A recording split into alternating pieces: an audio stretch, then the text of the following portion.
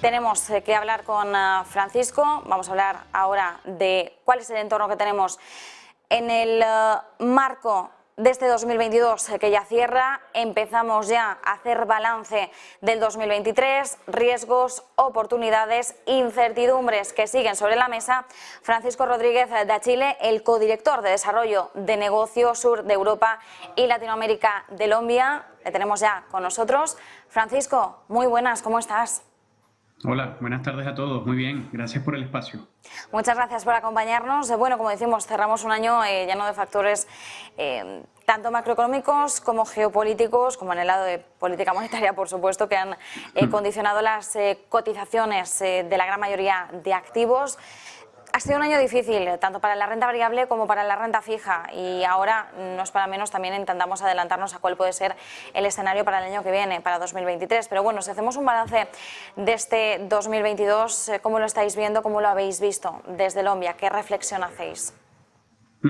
Sí, nosotros desde Lombia Capital, para quien nos conozca un poco menos, en donde concentramos nuestros esfuerzos es en la selección de modelos de negocio de mucha calidad, con crecimiento estructural y además con un impacto positivo en nuestra sociedad en general, ¿no? Y en ese sentido, nosotros hemos visto un 2022 en donde hay una desconexión, o ha habido una desconexión muy clara entre la dinámica geopolítica, macroeconómica que adelantabas en la introducción, ¿no? Como movimientos de tipos de interés, además con una agresividad importante para contener de alguna forma la inflación un poco desbocada que veíamos a mitades del año, normalización del ciclo, y eso ha hecho que por una parte la macroeconomía haya afectado o normalizado las valoraciones de muchos activos en el mercado, incluso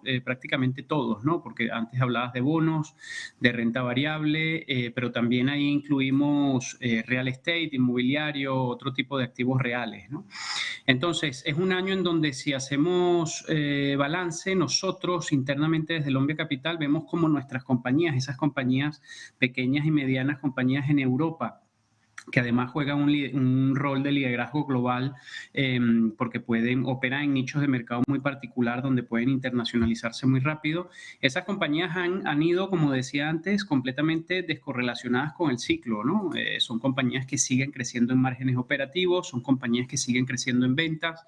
Los resultados trimestrales de las compañías, muchos analistas han estado esperando durante trimestre tras trimestre que los resultados se vieran resentidos, ¿no? Y es verdad que en el año 2022 hemos tenido una capacidad de reacción por los modelos de negocio bien gestionados, de calidad, con barreras de entrada y ventajas competitivas impresionante, ¿no? Y es nuestro caso. Nuestras compañías siguen creciendo en márgenes por encima del 25%, siguen creciendo en términos de generación de beneficio por encima del 20% en el año, lo que quiere decir no que ha sido un año bueno en términos de precio, porque es verdad que los mercados son ineficientes en el corto plazo, y es lo que está pasando ahora. El mercado no está poniendo en valor la calidad de muchos modelos de negocio que están sobre la mesa, pero bueno, efectivamente en medio y en largo plazo los mercados logran ser eficientes y ponen en valor esa calidad, ¿no? Entonces nosotros hacemos un balance positivo en términos para nosotros de captación, en términos de crecimiento y en términos sobre todo de calidad y convicción sobre los modelos de negocio en los que estamos invertidos para los próximos años, en donde el potencial evidentemente ahora es un 40 o un 50% mayor, porque las valoraciones han bajado mucho, mientras que los beneficios empresariales siguen muy robustos, ¿no? Mientras tanto, también tenemos que poner en foco las pequeñas y medianas empresas europeas. Sabemos que Lombia se centra sobre todo en la pura selección de valores para generar ese alfa que les caracteriza en el segmento de estas pequeñas y medianas empresas, de las pymes europeas. ¿Cuáles son las características que siguen vuestros modelos de negocio? ¿En qué tendríamos que fijarnos?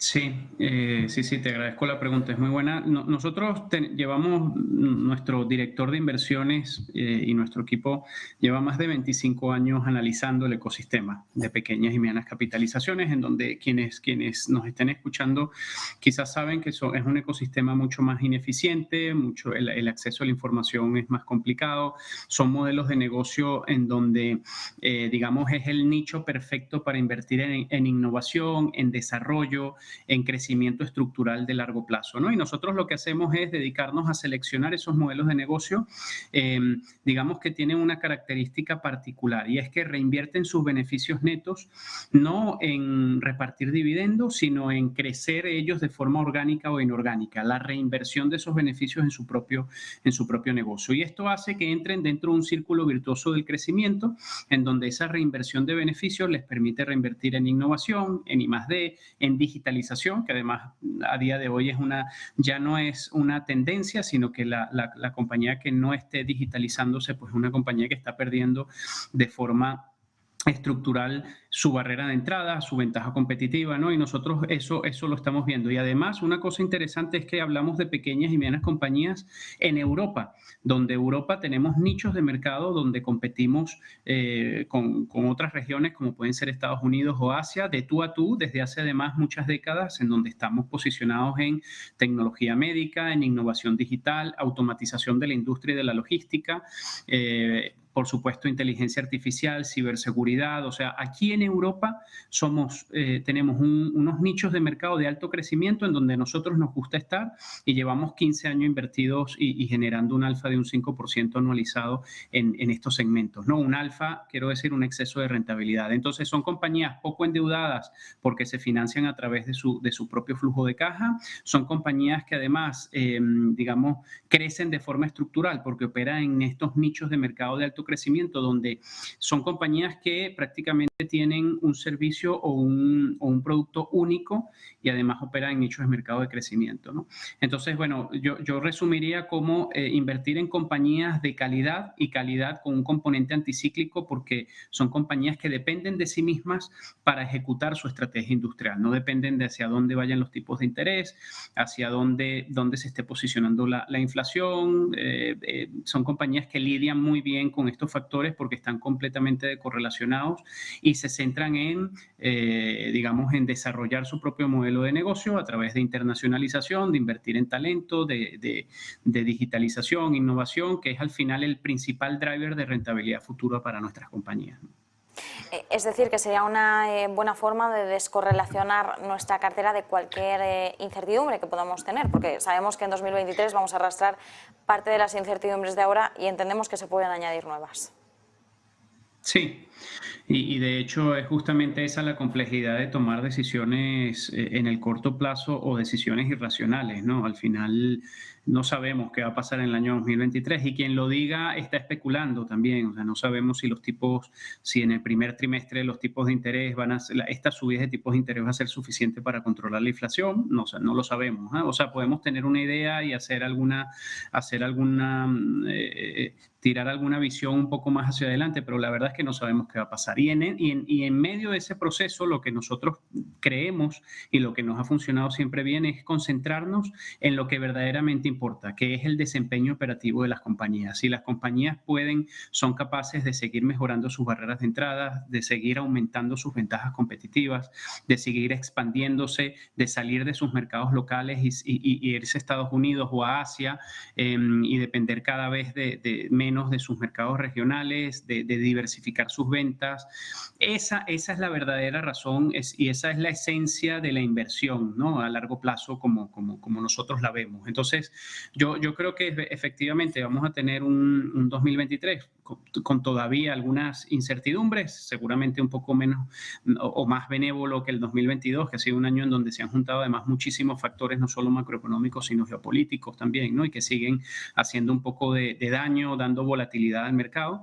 Pero sin duda, yo lo que invito, digamos, a quienes nos estén escuchando es centrarnos en esa verdadera generación de valor en el largo plazo, poder pensar en invertir estructuralmente en pequeñas y medianas capitalizaciones europeas, que además el binomio rentabilidad-riesgo con respecto a las grandes capitalizaciones durante los últimos 20 años ha sido muy superior en este segmento, pero hacerlo con una vocación de largo plazo, 3, 5, 7 años, para que esas compañías puedan desarrollarse y puedan aprovecharse de ese concepto que tanto nos gusta a nosotros en la industria de gestión de activos, que es el interés compuesto, ¿no?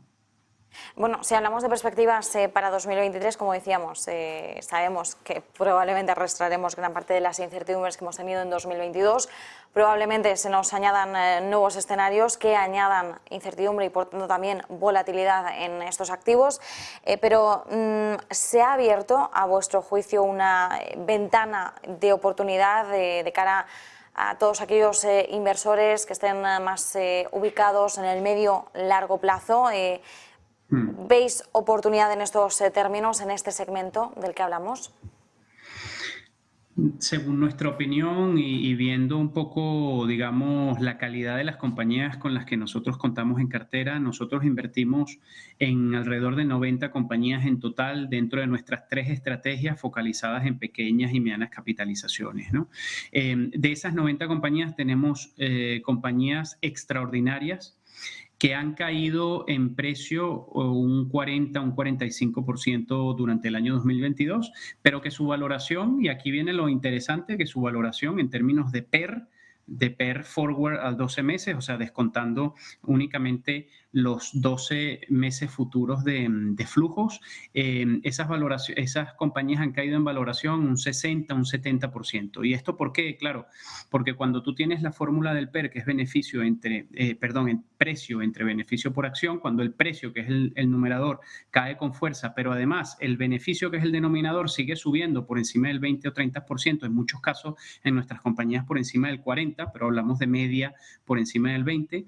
Claro, el efecto sobre la fórmula es importante, entonces el precio cae en 40%, pero el PER cae en 60%. Entonces nosotros estamos invertidos, según nuestra opinión, repito, en los mejores modelos de negocios europeos en este segmento, y a día de hoy nuestra cartera tiene un PER que se encuentra, digamos, en la franja baja históricamente de nuestra gestión de los últimos 15 años, en torno a 23 veces beneficio, y el año pasado, para que se queden un poco con un ejemplo, ese PER a finales del 2021 estaba en 47 veces, o sea que es un descuento de un 60% más o menos de lo que hablamos, y con una convicción total, porque esas compañías siguen generando servicios o productos que nuestra sociedad estructuralmente está utilizando y demandando para las próximas décadas, ¿no? Y esto es fundamental. En términos de valoración, tenemos una oportunidad efectivamente para ese inversor que pueda ampliar sus horizontes de inversión para los próximos 3 o 5 años, ¿no? Mínimo.